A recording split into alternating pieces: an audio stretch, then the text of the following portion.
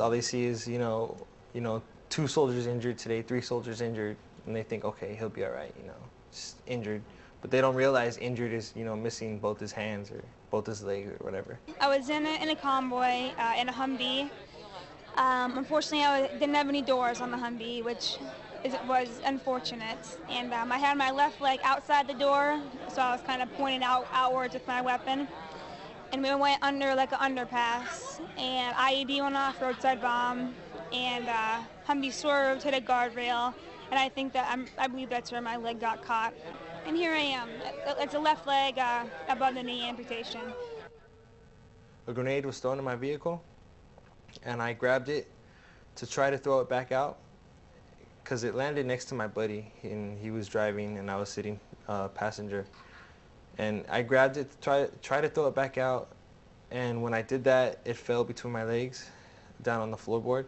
So when I reached down to grab it again, I had it in my right hand, and it detonated. It went off. It took my hand off. I got some shrapnel in my vest. My legs were shattered. My right leg was broken. My left leg was shattered. It was pretty much just like destroyed, and it kind of like it didn't hurt at all. Didn't hurt really at all. I was in a truck accident that's nothing heroic.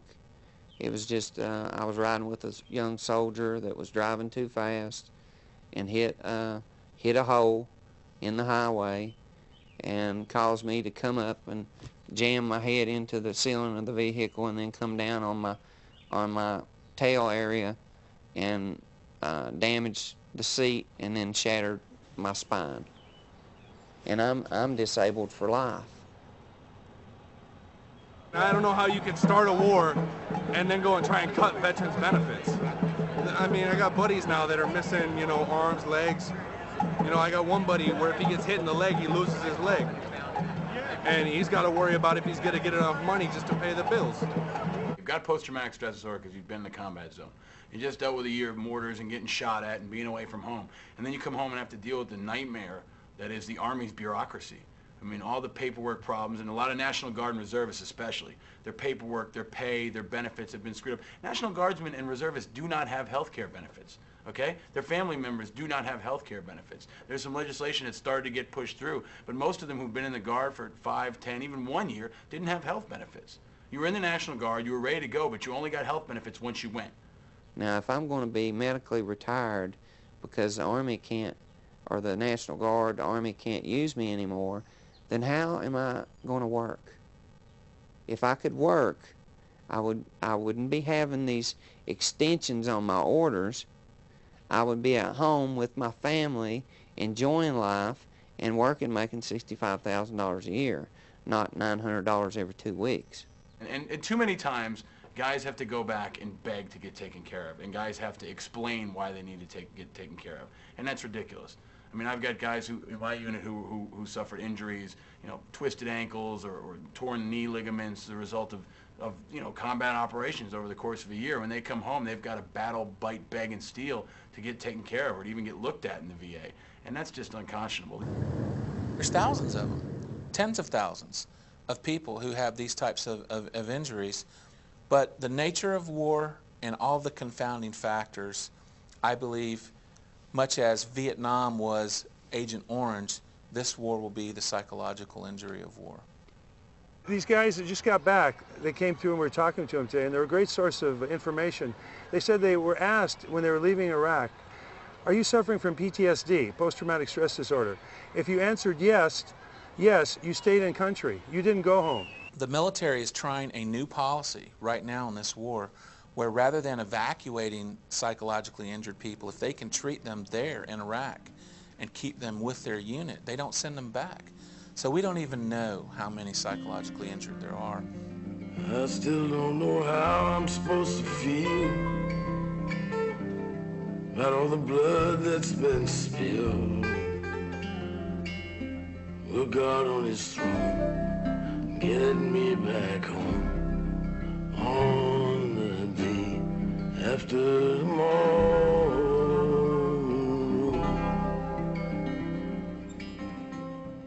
Today we've come here with military families who We have come here with military families whose loved ones are still in Iraq, those who have been wounded, those who have been diagnosed with post-traumatic stress disorder and sent back to the front, those who are on their way home and were turned around and sent back into Iraq. Kids don't go to war and put themselves in danger for the good of the country or anything else. They go there because they've learned to love their buddies, and they have an obligation and a responsibility to them, and it's just back and forth. And when they get hurt, they feel guilty because they're hurt and they can't be there for their unit, their team. It's an intense training process. And all of a sudden, it's over. They're hurt, they're wounded, they're out of the service, and they don't have it anymore. Or they just get discharged and they don't have it anymore. And that in and of itself is very traumatic. I didn't have anyone to talk to when I came home. There were no Iraq veterans that I knew. There was a guy that I knew from '91, and he and I have talked, and he helped me out a lot. But there was no one that I knew that had been in the war that I was in. Last week there was 2 suicide attempts, and then I believe it was last month, a first sergeant was 2 days after he was assigned to Medhold, he hung himself from the ceiling fan in his room. This war just emotionally just destroyed me in a lot of ways. I come home now and I just break down some nights knowing that I took part in something like this, and you know, I took the lives of people. I see pictures of Iraqi children in hospital beds, just with their limbs shattered, metal rods sticking out of their arms to hold the bones together, and I just can't help but wonder, was it my unit that did this? Was I part of this? Just to brush my teeth was a task. It was a major achievement of my day. The treatment I received from the military, along with my PTSD from 2 wars, and my panic attacks and depression, the military just increased it tremendously. Besides the feeling of being betrayed by the military. Something come on TV, and I just broke down in sobbing tears. It just triggered a memory from Iraq and brought up all these feelings, and my son asked me what was wrong, and he was very concerned because he'd never seen Dad cry before. I remember looking down at my hand and I saw everything was gone except my thumb, and my thumb was like just hanging down to like about my elbow and like a strip of skin, you know, and like every now and then like a little detail will come back, like a smell or something like that.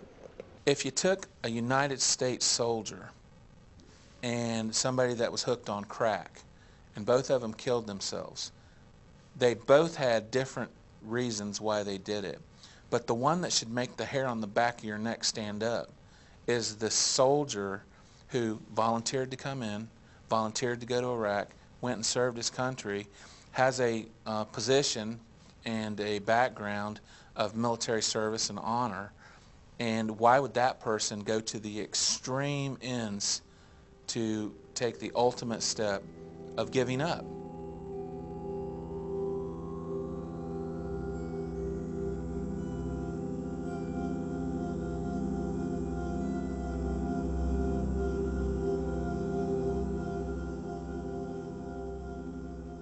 What happened was I noticed the cellar door open, and as I saw Jeff hanging, I started yelling his name, and I buckled myself underneath him to support him, and I lifted him up somewhat, and I took the hose from around his neck. He told me he was a murderer. He said, "Don't you understand your brother's a murderer?" When we didn't see him, tremendously traumatized when he first returned, we thought that, oh, thank God. And then all of a sudden, it exploded, and it exploded months later. The whole point is he did something, or he saw something, that destroyed him, so that when he came back, he took his own life. And they need to focus on what they can do to help them. They'd be better putting their energies to trying to develop a system that helps these young troops when they come back. We're just wondering, to what extent are so many young men and women coming back, and for whatever reasons, they can't deal with the experience of being over there. I just wish people could get an accurate count of how many boots should truly be here. So if a person comes back from Iraq and kills themselves 1 week, 1 month, or 6 months after the war, that number is not counted as a combat-related suicide or suicide as a result of serving in war. But if I was to ask people that come down here, you know, how many do you think died last week? 2 or 3? 4? 1? No, 18. Really? Ago. 18? I didn't know that many died, because it's not broadcast. Just the other day, this guy asked me how did I lose my hand, and I told him I lost it in the war. And he said, "What war?" And I told him the war in Iraq, and he said, "That's still going on?" And I was just like, "Yeah, dude, it's still going on." Brandon said that he would quit the Army before he would go back to Iraq, and when he went to resign and not re-enlist, they offered him a position at Fort Knox as an instructor at Master Gunner School with a guarantee of no deployment to Iraq for 3 years. And Bryce gets out in 2005, November 2005, and unfortunately he have to go back in July. But he said as soon as he can, he's getting out, that there's no way, period, that they could ever entice him to stay in. I just believe in my heart I was lied to by somebody, by something. You know, I'm trying to understand in my own eyes.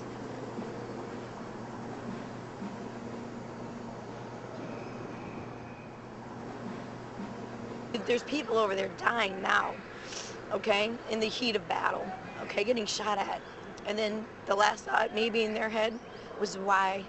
What's the whole purpose? What's the purpose? You know, life is too precious. Life is too short. There's times where I'm glad I'm alive, I'm glad I made it, and then there's times where I wish it would have killed me, because it's hard. I mean, not only just the fact that I lost my hand and I have to deal with that every single morning when I wake up, but I can't run, I can't, you know, there's things I can't do. Like everything that I do in day-to-day living, I have to try extra hard. People would come up to me and say, you know, you did a wonderful thing for your country. And it's just like, what did losing my hand have to do with my country? But the thing we can all agree on, regardless of political affiliation or your stance on the war, is that we need to take care of the people who were there and take care of the people who are coming home. And that's a big, you know, bag of issues to tackle in and of itself. But a lot of the vets coming back don't think that the war was wrong. A lot of the Iraq vets coming back are still dealing with it and figuring it out like much of the American people is. A grateful nation will try to bring the soldier back home and do everything within its power, economically, medically, spiritually, emotionally, to make them as whole as possible, to try to make them what they were before they left. If you lost your legs, we're going to get you prosthetics. If you're emotionally distraught, we're going to get you care and treatment.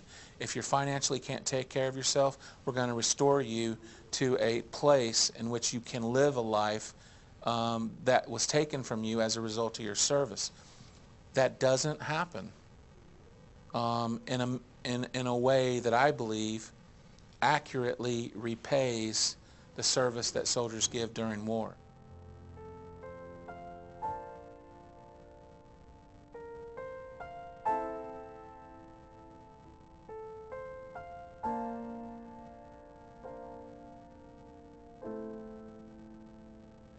I will not tire, I will not fail, and I will bring you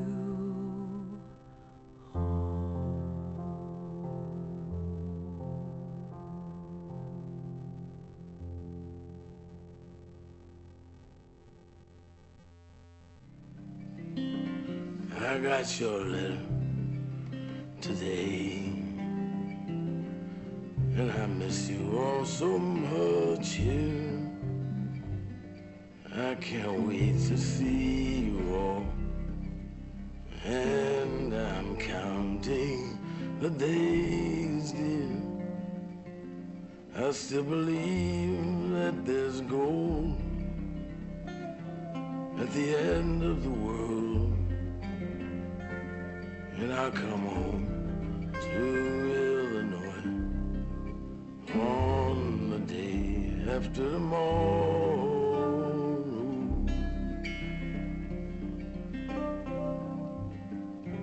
It is so hard and it's cold here, and I'm tired of taking orders, and I miss old Rockford town up by the Wisconsin border. But I miss you, won't believe, shoveling snow and raking leaves. And my plane will touch down on the day after tomorrow.